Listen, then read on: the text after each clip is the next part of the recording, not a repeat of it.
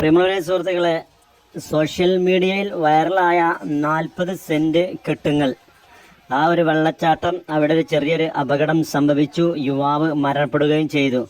Chokkad TK colony Kettungal യുവാവാണ് ഒഴുക്കിൽപ്പെട്ട് കല്ലിനടിയിൽ കുടുങ്ങി മരണപ്പെട്ടത്. ചോക്കാട് പരുത്തിപ്പറ്റ നിവാസിയായ ഇല്ലിക്കൽ അലിയുടെ മകൻ സർത്താജാണ് മരണപ്പെട്ടത്. 25 വയസ്സേ ഉള്ളൂ.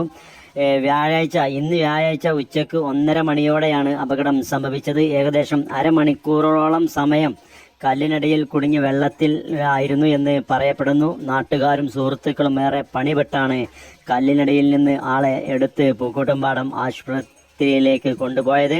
അവിടെ എത്തിയപ്പോഴേക്കും മരണം സംഭവിച്ചിരുന്നു. പ്രവാസിയായി നാട്ടിൽ ലീവിൽ വന്നതായിരുന്നു. ഈ സമയം സുഹൃത്തുക്കളുമൊത്ത് കുളിക്കാൻ പോയതായിരുന്നു.